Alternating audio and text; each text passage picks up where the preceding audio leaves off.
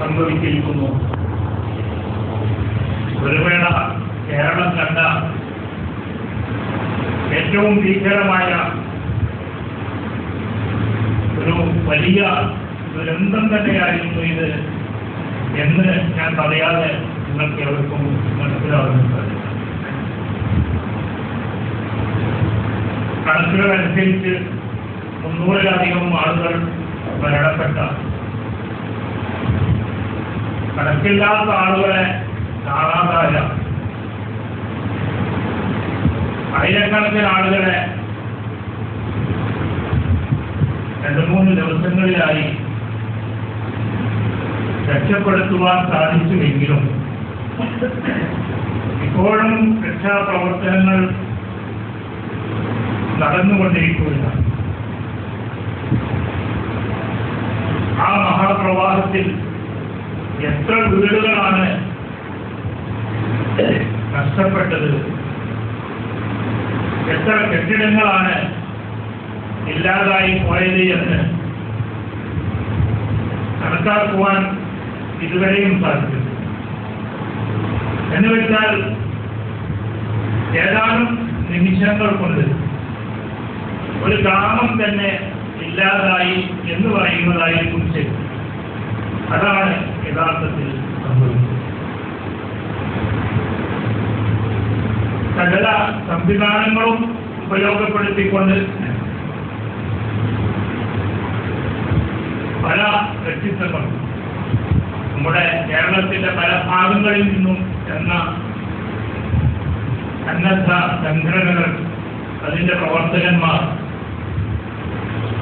സർക്കാരിന്റെ ഭാഗത്തു നിന്നുള്ള ആളുകൾ എല്ലാവരും അവരുടെ കൈവശമുള്ള സംവിധാനങ്ങളെല്ലാം തന്നെ ഉപയോഗപ്പെടുത്തിക്കൊണ്ട് രക്ഷാപ്രവർത്തനങ്ങൾ നടത്തുന്നുണ്ടെങ്കിലും മനുഷ്യൻ യഥാർത്ഥത്തിൽ നിസ്സഹായനായി നിൽക്കുന്ന ഒരു അവസ്ഥയാണ് നമുക്കവിടെ കാണുന്നത്.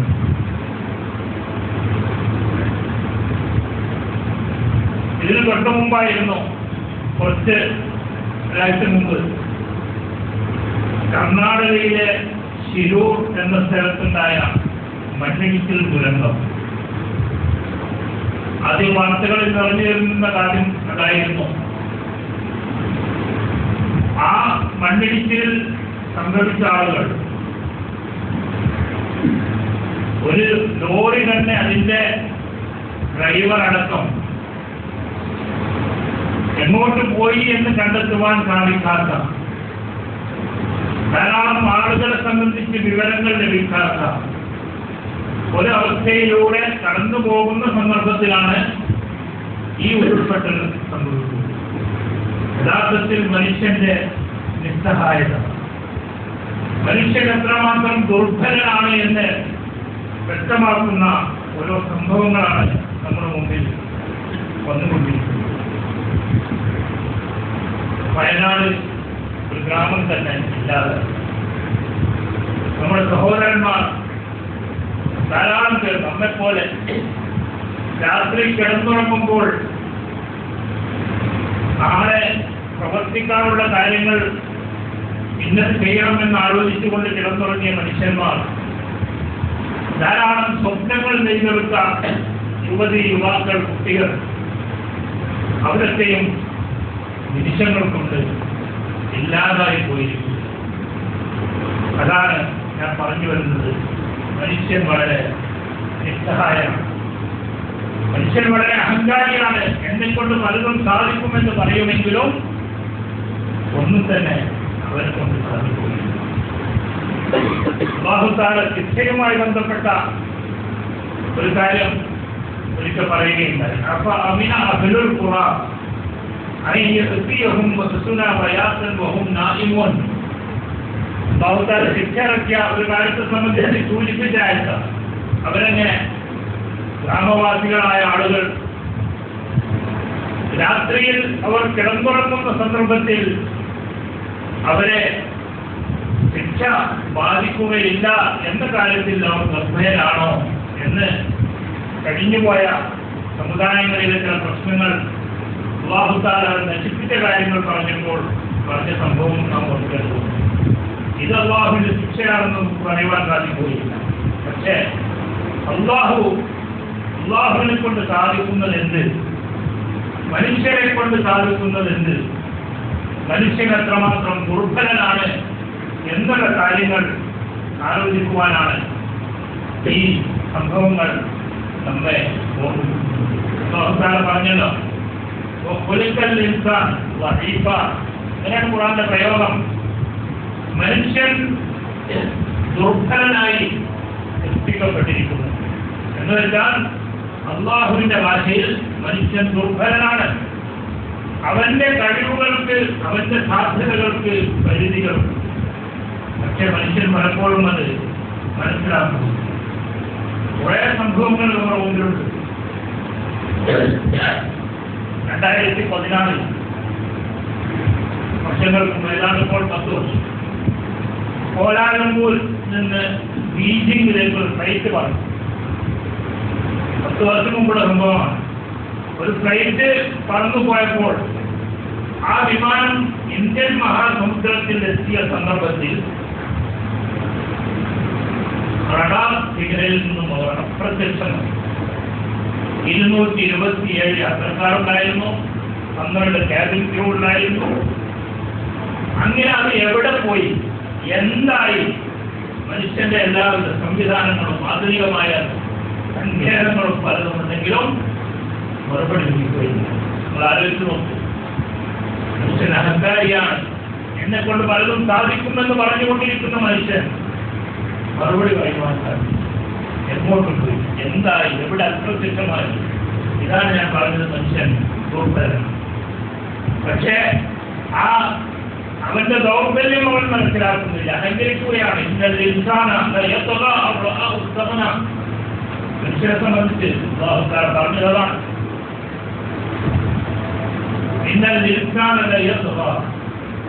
മനുഷ്യൻ അതിക്രമം പ്രവർത്തിക്കുന്നു. തനിക്ക് താൻ കൊന്നവരാണെന്ന് തോന്നിയാൽ, അതായത് എന്നെ കൊണ്ട് പലതും സാധിക്കുന്നു എന്നുള്ള ബോധം വരുമ്പോൾ അവൻ അതിക്രമം പ്രവർത്തിച്ചുകൊണ്ടിരിക്കുകയാണ് എന്ന് അല്ലാഹു തആല തന്നെ ഈ വിഷയത്തെ സംബന്ധിച്ച് ആലോചിച്ച് നോക്കൂ. കേരളത്തിൽ 2018-ലും 2019-ലും എല്ലാം തന്നെ വലിയ വലിയ പ്രളയങ്ങൾ സംഭവിച്ചിട്ടുണ്ട്. അതെല്ലാം തന്നെ ഓർമ്മിപ്പിച്ചിരുന്നത് മനുഷ്യൻ ഇത്രമാത്രം ദുർബലനാണ്. എന്താണ് അവന്റെ ശക്തി കൊണ്ട്, അവന്റെ കഴിവ് കൊണ്ട് അവന് ചെയ്യാൻ സാധിക്കുക എന്നുള്ളത് അപ്പോഴൊക്കെ നമുക്ക് ബോധ്യപ്പെട്ട കാര്യമാണ്. കോവിഡ് മഹാമാരി നിങ്ങൾക്കറിയാമല്ലോ, എന്താണ് സംഭവിച്ചത്? മനുഷ്യനൊന്നും ചെയ്യുവാൻ സാധിക്കാത്ത അവസ്ഥയിൽ ആയിരക്കണക്കിന് ലക്ഷക്കണക്കിന് ആളുകൾ മരിച്ചുകൊണ്ടിരിക്കുന്ന, മനുഷ്യന്റെ കഴിവ് ഉപയോഗപ്പെടുത്തിയിട്ടും പലതും ചെയ്യുവാൻ സാധിക്കാത്തതായ അതാണ് പറഞ്ഞു. മനുഷ്യൻ വളരെ നിസ്സഹായനാണ്. ഈ കാര്യം നമുക്ക് ബോധ്യം. അല്ലാഹു തആല അല്ലാഹുവിന്റെ ശക്തിയും മനുഷ്യന്റെ ദുർബലതയും കാണിക്കുവാൻ വേണ്ടി പറഞ്ഞ കാര്യങ്ങൾ നമുക്കറിയാം. ആകാശത്തെ സംബന്ധിച്ച്, ഭൂമിയെ സംബന്ധിച്ച്, രാത്രിപകലുകൾ മാറി മാറി വരുന്നതിനെ സംബന്ധിച്ച്, സമുദ്രം, അതിലൂടെ ഒഴുകുന്ന കപ്പൽ, കാറ്റ്, മഴ തുടങ്ങി പ്രകൃതിയിലെ സൂര്യൻ, ചന്ദ്രൻ തുടങ്ങി പ്രകൃതിയിലുള്ള പല കാര്യങ്ങളിലേക്കും അല്ലാഹു തആല പ്രാപഞ്ചിക യാഥാർത്ഥ്യങ്ങളിലേക്ക് സൂചന നൽകിക്കൊണ്ട് അല്ലാഹു തആല പറഞ്ഞു. ഇതൊക്കെയും അല്ലാഹു പറയുവാനുള്ള കാരണം അല്ലാഹുവിന്റെ ശക്തി എന്താണെന്ന് മനുഷ്യൻ മനസ്സിലാക്കണം. മനുഷ്യന്റെ ദൗർബല്യം, അവന്റെ നിസ്സഹായത എന്ത് എന്നും മനസ്സിലാക്കുവാനാണ് അല്ലാഹു ആയത്തിലൂടെ നമ്മെ ആകാശഭൂമികളെ സൃഷ്ടിച്ചവൻ അല്ലാഹുവാണ്. ആകാശത്തു നിന്നും അവൻ മഴ വർഷിപ്പിച്ചു. ആ മഴ കാരണമായിട്ട് അല്ലാഹു തആല നിങ്ങൾക്ക് അതിൽ മുഖേന നിങ്ങൾക്കുള്ള ഭക്ഷണം ഉറപ്പിച്ച് നൽകുകയുണ്ടായി.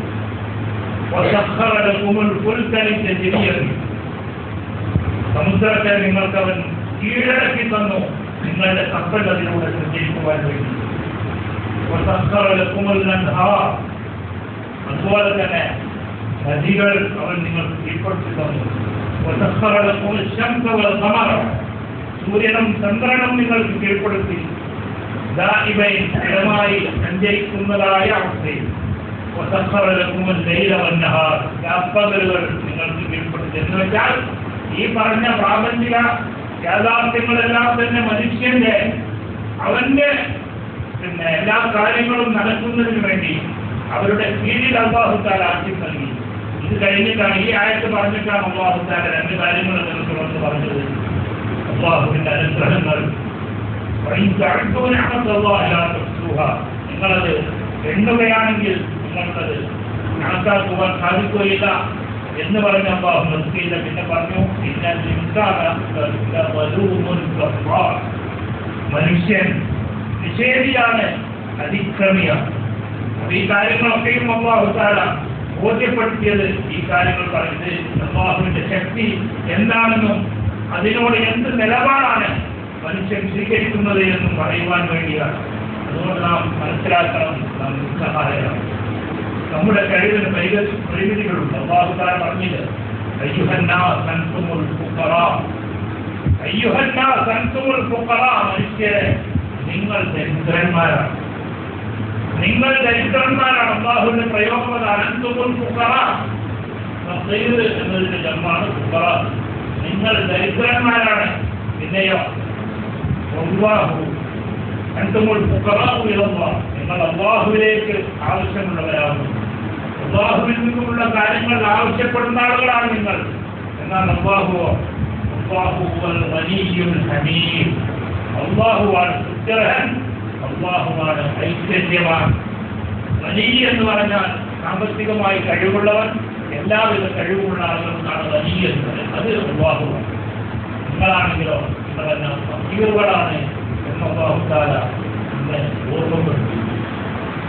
മനുഷ്യന്റെ അവസ്ഥകൾ ഇങ്ങനെയുള്ള സന്ദർഭങ്ങളിൽ പോലും മനുഷ്യൻ ചെയ്യുന്ന രീതികളെയും ഈ ഖുർആൻ ആയത്തിലൂടെ അല്ലാഹു തആല നമ്മൾ പറഞ്ഞ് മനസ്സിലാക്കി തരുന്നു. വൈദാ അൻഅംനാ അലൽ ഇൻസാനി അഅറദ വനആ ബിജാനിബിഹി, നാം മനുഷ്യർക്ക് അനുഗ്രഹം ചെയ്തു കൊടുക്കുമ്പോൾ അവനെന്ത് ചെയ്യുന്നു? അവൻ അല്ലാഹുവിൽ നിന്നും അകന്നു നിൽക്കുന്നു, ഒരു ഭാഗത്തേക്ക് മാറി നിൽക്കുന്നു. അല്ലാഹുവിന്റെ നിഅമത്തുകളെ കിട്ടിക്കൊണ്ടിരിക്കുമ്പോ അവന്റെ അവസ്ഥ അതാണ്. പിന്നെയോ وَإِذَا مَسَّهُ الشَّرُّ فَذُو دُعَاءٍ حَلِيمٍ, അവന് വല്ല പ്രയാസങ്ങളുണ്ടായാൽ, ബുദ്ധിമുട്ടുകളുണ്ടായാൽ അവൻ അല്ലാഹുവിനോട് ത്യാഗമേൽക്കുകയാണ്. ഇതാണ് മനുഷ്യന്റെ അവസ്ഥ. എത്ര വലിയവനാണെങ്കിലും എത്ര ഉന്നതനാണെങ്കിലും അവിടെ അല്ലാഹുവിനെ, ദൈവത്തെ, ഈശ്വരനെ വിളിക്കുന്ന അവസ്ഥയാണ് നമുക്ക് കാണുവാൻ സാധിക്കുന്നത്. സത്യവിശ്വാസികൾ ഈ സന്ദർഭങ്ങളിൽ, ഇതുപോലെയുള്ള സന്ദർഭങ്ങളിൽ നാം എത്രമാത്രം ദുർബലന്മാരാണ്, നാം എത്രമാത്രം നിസ്സഹായന്മാരാണ് എന്നുള്ളത് മനസ്സിലാക്കി. പ്രവാചകൻ സല്ലല്ലാഹു അലൈഹി വസല്ലം നിങ്ങൾക്കറിയാമല്ലോ, ബദറിന്റെ സന്ദർഭത്തിൽ ബദർ യുദ്ധം ആരംഭിക്കുന്നതിന് മുമ്പ് പ്രവാചകൻ സല്ലല്ലാഹു അലൈഹി വസല്ലം വളരെ വ്യക്തമായ ഭാഷയിൽ അല്ലാഹുവിനോട് പറയുകയാണ്, അല്ലാഹുമ്മ അശ്കു ദഅഫ ഖുവ്വതി, അല്ലാഹുവേ എന്റെ ശക്തി അത് വളരെയധികം ദുർബലമായതാണ്, എനിക്ക് ശക്തിയില്ല. അതുകൊണ്ട് എന്റെ ശക്തിയില്ലായ്മ, എന്റെ ദുർബലത ഞാൻ നിന്നോട് ആവലാതിപ്പെടുകയാണ്. അതുപോലെ തന്നെ കുതന്ത്രം, തന്ത്രം അതും വളരെ മോശമായതാണ്, എന്നെ കൊണ്ട് സാധിക്കുകയില്ല. അതുകൊണ്ട് ഞാൻ നിന്നോട് ആവലാതിപ്പെടുകയാണ്. യാ അർഹമർ റഹീമീൻ അൻത റബ്ബുൽ മുസ്തദ്അഫീൻ എന്ന് പറഞ്ഞ് ദീർഘമായി പ്രവാചകൻ സല്ലല്ലാഹു അലൈഹി വസല്ലം പ്രാർത്ഥിക്കുന്നു. റഹ്മാനായ തമ്പുരാനെ, അൻത റബ്ബുൽ മുസ്തദ്അഫീൻ, ദുർബലന്മാരുടെ റബ്ബാകുന്നു, നാഥനാകുന്നു എന്ന് പറഞ്ഞുകൊണ്ട് പ്രവാചകൻ സല്ലല്ലാഹു അലൈഹി വസല്ലമയുടെ പ്രാർത്ഥന നാം മനസ്സിലാക്കണം. അപ്പോ മനുഷ്യൻ ആദ്യം അംഗീകരിക്കേണ്ട കാര്യം അതാണ്. അല്ലാഹുവാണ് ശക്തി, അല്ലാഹുവിനാണ് കഴിവുള്ളത്. മനുഷ്യർ ദുർബലന്മാരാണ്. സഹോദരന്മാരെ, ഈ പറഞ്ഞ ഈ സംഭവങ്ങളൊക്കെയും നാം ആലോചിക്കേണ്ടതാണ്. എന്തുകൊണ്ട് ഇങ്ങനെയൊക്കെ സംഭവിച്ചുകൊണ്ടിരിക്കുന്നു? സ്വാഭാവികമായും ഈ ഭൂമിയുടെ പരിപാലനം, നേരത്തെ പറഞ്ഞത് ഇതിനെ മുഴുവൻ നിങ്ങൾക്ക് അല്ലാഹു തആല കീഴടക്കി തന്നിരിക്കുന്നു. ഇവയുടെ പരിപാലനം മനുഷ്യൻ നീതിപൂർവ്വം ചെയ്യരുത്. അങ്ങനെ ചെയ്യാതിരുന്നാൽ ഇതെല്ലാം തന്നെ സംഭവിക്കുമെന്ന കാര്യത്തിൽ യാതൊരു സംശയവുമില്ല. പ്രകൃതിയെ ചൂഷണം ചെയ്യും. അതായത് ചില ആളുകൾക്ക് പുറത്താളുകൾക്ക് അവരുടെ സാമ്പത്തികമായ ഉന്നമനത്തിന് വേണ്ടി പ്രകൃതിയെ ചൂഷണം ചെയ്യുമ്പോൾ പാവങ്ങളായ കുറെ ആളുകൾ അതിന്റെ പേരിൽ ബലിയാളികളായി തീരുന്ന അവസ്ഥയാണ് നാം കണ്ടുകൊണ്ടിരിക്കുന്നത്. ആലോചിച്ച് നോക്കൂ, ഭൂമിയുടെ കിടപ്പ്, ഭൂമിയുടെ ചെരിവ്, അതുപോലെ തന്നെ അവയിൽ ഭൂമിയിലുള്ള പാറകളുടെ സ്വഭാവം, മണ്ണിന്റെ ഘടന, അതുപോലെ മരങ്ങളുടെ പ്രത്യേകത, ഇതൊന്നും കണക്കിലെടുക്കാതെ മലഞ്ചെരുവുകളിൽ കൃഷി ഉണ്ടാക്കി അവിടെ നിന്ന് മണ്ണ് മാറ്റി പാറ പൊട്ടിച്ച് ഖനനം നടത്തി ഇതെല്ലാം തന്നെ വലിയ പ്രശ്നങ്ങളുണ്ടാക്കുന്നതാണ് ഇന്ന് പ്രത്യേകിച്ച് പറയാനാണ്. അതുപോലെ തന്നെ ഈ മലകളിലെല്ലാം തന്നെ ഇന്ന് റിസോർട്ട് നിർമ്മാണം, ഈ പറഞ്ഞ സ്ഥലങ്ങളിൽ പോലും, ഈ മഹാദുരന്തം നടന്ന സ്ഥലങ്ങളിൽ പോലും റിസോർട്ടുകളിൽ കുടുങ്ങിയ ആളുകൾ എന്ന് പറഞ്ഞ് നിങ്ങൾ പത്രത്തിൽ പ്രത്യേകം വായിച്ചിട്ടുണ്ടാവും. അപ്പോൾ റിസോർട്ടുകൾ ഉണ്ടാക്കി, വലിയ വലിയ കെട്ടിടങ്ങൾ ഉണ്ടാക്കി, സ്ഫോടനങ്ങൾ നടത്തി, പാറകൾ പൊട്ടിക്കുവാൻ വേണ്ടി സ്ഫോടനങ്ങൾ നടത്തി, റോഡുണ്ടാക്കി, ഭാരമേറിയ വാഹനങ്ങൾ അതിലൂടെ സഞ്ചരിച്ചുകൊണ്ട് അങ്ങനെയൊക്കെയും ഇത് ഉരുൾപൊട്ടലിന് കാരണമാകുമെന്ന് ഏത് ആലോചിക്കുന്ന ആളുകൾക്കും മനസ്സിലാക്കുവാൻ കഴിയും. പല ആളുകളും ഇതിനെ സംബന്ധിച്ച് മുന്നറിയിപ്പ് നൽകിയിട്ടുണ്ട്. പക്ഷേ മനുഷ്യൻ അവന്റെ അവന്റെ പലരും സമ്പാദിക്കുവാനുള്ള ആഗ്രഹം കാരണം ഇതെല്ലാം തന്നെ ഒഴിവാക്കി കളയുകയായിരുന്നു. അതുകൊണ്ട് തന്നെ അതിന്റെ ദുരന്തം നാം ഇന്ന് കയറിക്കൊണ്ടിരിക്കുക. അതുകൊണ്ട് സഹോദരന്മാരെ, നാം ഈ അവസ്ഥ മനസ്സിലാക്കണം. നമ്മുടെ അല്ലാഹുവിന്റെ അനുഗ്രഹത്താൽ യാതൊരു പ്രയാസവുമില്ലാതെ ഇന്നിവിടെ പള്ളിയിൽ ഒരുമിച്ച് കൂടിയിരിക്കുകയാണ്. നമ്മുടെ വീടുകളിൽ ഒന്നും തന്നെ സംഭവിച്ചിട്ടില്ല. നമ്മളൊന്ന് ആലോചിച്ച് നോക്കൂ, ഇത് ഇവിടെയാണ് സംഭവിച്ചിരുന്നതെങ്കിൽ മലപ്പുറത്ത് അല്ലെങ്കിൽ വിലാസൽ പൂക്കോട്ടൂർ, ആളുകൾ പറയുന്ന അവസരങ്ങൾ ആലോചിച്ച് നോക്കി. ഇവിടെ പൂക്കോട്ടൂർ എന്നൊരു നാടുണ്ടായിരുന്നു, ഇന്നലെ രാത്രി ഉണ്ടായിരുന്നു, ഇന്ന് രാവിലെ നോക്കുമ്പോൾ കാണുന്നില്ല. അതാണല്ലോ സംഭവിച്ചത്. ഇതൊക്കെ എന്ന് പറഞ്ഞ ആ സ്ഥലം 500-ലധികം വീടുകൾ, അതിൽ ചിലർ എഴുതിക്കൊണ്ട് പറഞ്ഞ് 30ഓളം വീടുകൾ ഇവിടെ കാണാറുണ്ട്, ബാക്കിയൊന്നും കാണാനില്ല. നമ്മുടെ ആലോചിച്ചു, ഈ കോട്ടക്കുന്നം ഇങ്ങനെ വന്നിട്ട് മലപ്പുറം എന്ന് പറഞ്ഞ സ്ഥലം ഇല്ലാതാകുന്ന ഒരു അവസ്ഥ ആലോചിച്ചു. എല്ലാം സംഭവിക്കാമല്ലോ. അപ്പോൾ അല്ലാഹുവിന്റെ അനുഗ്രഹത്താൽ ഈ അവസ്ഥയിൽ ഇപ്പോൾ നമുക്ക് ഒന്നും തന്നെ സംഭവിച്ചിട്ടില്ല. അതുകൊണ്ട് നാം നമ്മുടെ സഹോദരന്മാരെ സഹായിക്കേണ്ടതായ സന്ദർഭമാണ്. നാം മറ്റുള്ളവർ പലരുടെയും അവസ്ഥകൾ ആലോചിച്ചു. കുട്ടികളില്ല, ഇട്ട വസ്ത്രങ്ങൾ മാറാനില്ല. പലരും അപകടം സംഭവിച്ചപ്പോൾ പലപ്പോഴും മൃതശരീരങ്ങൾ ലഭിക്കുമ്പോൾ ആ ശരീരത്തിൽ ഒന്നും തന്നെയില്ല. ജീവനോടുള്ള ആളുകളുടെ ശരീരത്തിൽ പോലും വസ്ത്രങ്ങളില്ല, ഒരു കുപ്പായം പോലും വിടാൻ പറ്റാത്ത ഇന്നലെ വരെ സകലവും ഉണ്ടായിരുന്ന ആളുകളാണ്. അവർക്ക് വീടുണ്ടായിരുന്നു, കാറുണ്ടായിരുന്നു, സംവിധാനങ്ങളെല്ലാം തന്നെ ഉണ്ടായിരുന്നു. ഇന്ന് അവർക്ക് ഭക്ഷണമില്ല, അവർക്ക് വസ്ത്രമില്ല, കുടിക്കാൻ പാനീയമില്ല. ഇങ്ങനെയുള്ള അവസ്ഥയിലൂടെയാണ് കടന്നുപോയിക്കൊണ്ടിരിക്കുന്നത്. കൊണ്ട് സഹോദരന്മാരെ, നാം സഹായിക്കേണ്ടതായ സന്ദർഭമാണ്. ഇതുപോലുള്ള സമയങ്ങളിൽ നമ്മുടെ സഹായം ലഭിക്കേണ്ട വളരെ അർഹതപ്പെട്ട ആളുകളാണ്. പ്രവാചകൻ സല്ലല്ലാഹു അലൈഹി വസല്ലമയുടെ അടുത്ത് ഒരു അഅറാബി വന്നുകൊണ്ട് ചോദിച്ചു, ദല്ലിനി അലാ അമലിൻ യുദ്ഖിലുനി അൽ-ജന്ന. അല്ലാഹുവിന്റെ പ്രവാചകൻ, എന്നെ സ്വർഗ്ഗത്തിൽ പ്രവേശിക്കുവാൻ പറ്റുന്ന ഒരു പ്രവർത്തനത്തെ സംബന്ധിച്ച് പറഞ്ഞു തന്നാലും. പ്രവാചകൻ സല്ലല്ലാഹു അലൈഹി വസല്ലം മറുപടി പറഞ്ഞു, അത്ഇമൽ ജാഇഅ, വിശന്നിരിക്കുന്നവർക്ക് ഭക്ഷണം നൽകുക, ദാഹിച്ച് വിവശരായ ആളുകൾക്ക് അവരുടെ ദാഹം അകറ്റി കൊടുക്കുക, നന്മ കൽപ്പിക്കുക, നന്മ വിരോധിക്കുക. ഇത്രയും കാര്യങ്ങൾ ചെയ്യുകയാണെങ്കിൽ താങ്കൾ സ്വർഗത്തിൽ പ്രവേശിക്കുമെന്ന് അയാളോട് പ്രവാചകൻ സല്ലല്ലാഹു അലൈഹി വസല്ലം പറഞ്ഞു. ധാരാളം ഹദീസുകൾ ഈ വിഷയത്തിൽ നമുക്ക് കാണുവാൻ സാധിക്കും. മഹബ്ബുൽ അഅ്മാലി ഇലല്ലാഹി സുറൂറുൻ തുദ്ഖിലുഹു അലാ മുസ്ലിം. അല്ലാഹു ഇഷ്ടപ്പെടുന്ന പ്രവർത്തനങ്ങളുടെ കൂട്ടത്തിൽ ഏറ്റവും പ്രധാനപ്പെട്ടതാണ്, ഏറ്റവും ഇഷ്ടകരമായ പ്രവൃത്തിയാണ് സുറൂറുൻ തുദ്ഖിലുഹു അലാ മുസ്ലിം. ഒരു മുസ്ലിമായ മനുഷ്യന് സന്തോഷമുണ്ടാക്കി കൊടുക്കുക എന്നുള്ളത്. അതുപോലെ തന്നെ അവനെ ബാധിച്ച വിഷമം, പ്രയാസം അവനിൽ നിന്നും നീക്കിക്കളയുക എന്നുള്ളത്. അല്ലെങ്കിൽ അവന്റെ കടം വീട്ടുക എന്നുള്ളത്. വിശപ്പുള്ള സമയത്ത് അവന്റെ വിശപ്പ് അകറ്റുക എന്നുള്ളത്. ഇതെല്ലാം തന്നെ ഇഷ്ടപ്പെടുന്ന പ്രവർത്തനങ്ങളുടെ കൂട്ടത്തിൽ ഏറ്റവും പ്രധാനപ്പെട്ടതാണ്. മനസ്സിലാക്കണം. അതുകൊണ്ട് സഹോദരന്മാരെ, ഇന്ന് ഇവിടെ വെച്ചുകൊണ്ട് ഇമാർക്ക് ശേഷം കലക്ഷൻ നടക്കും. ആ സന്ദർഭത്തിൽ സാധ്യമാകുന്ന എല്ലാവരും അവരെ കൊണ്ട് സാധിക്കുന്ന വിധത്തിലൊക്കെ സഹായിക്കണം. ഇനി അതിനും സാധിച്ചില്ലെങ്കിൽ അടുത്ത ആഴ്ചയിലാണെങ്കിൽ അങ്ങനെ, അല്ലെങ്കിൽ പള്ളിയുമായി ബന്ധപ്പെട്ട ആളുകളെ ഏൽപ്പിക്കുവാൻ സാധിക്കുമെങ്കിൽ അങ്ങനെ ഇല്ലാതെ തന്നെ നാം സാധ്യമാകുന്ന വിധത്തിൽ സഹായിക്കുക. അല്ലാഹു തആല ചെയ്ത നിഅമത്ത്, ആ നിഅമത്ത് നമ്മൾ ശുക്ർ ചെയ്യുന്നവരായി തീരുക. അതായിരുന്നു കഴിഞ്ഞ ആഴ്ചയിൽ സൂചിപ്പിച്ച വിഷയം. അതുകൊണ്ട് ഇന്നത്തെ ഈ കലക്ഷനിൽ എനിക്ക് പങ്കെടുത്തുകൊണ്ട് ആ പാവങ്ങൾക്ക് വേണ്ടത് നമ്മൾക്കൊണ്ട് സാധ്യമാകുന്നത് ചെയ്യുവാൻ വേണ്ടി ശ്രമിക്കുക. ഗ്രഹിക്കുമാറാകട്ടെ. ആ ഉണ്ടക്കയം, അതുപോലെ തന്നെ ദൂരന്മല, ആ പ്രദേശത്തുള്ള മരണപ്പെട്ട ആളുകൾക്കൊക്കെയും അല്ലാഹു തആല അവരുടെ വൃദ്ധി ജീവിതം നല്ലതാക്കി തീർക്കുമാറാകട്ടെ.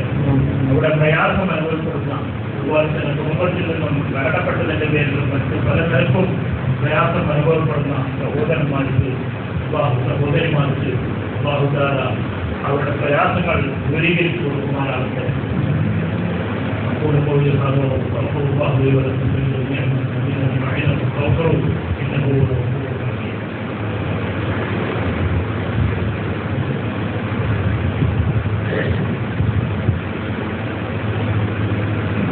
الحمد لله نحمده ونصلي على رسوله الامين وعلى اله وصحبه اجمعين.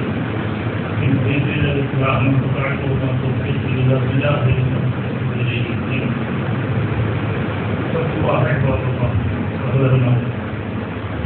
ഇതേപോലെ തന്നെ 2 നാളുകൾക്ക് മുമ്പ് നാം കേട്ടൊരു വാർത്ത, എല്ലാവരും കേട്ടതായ വാർത്ത തന്നെയാണ്.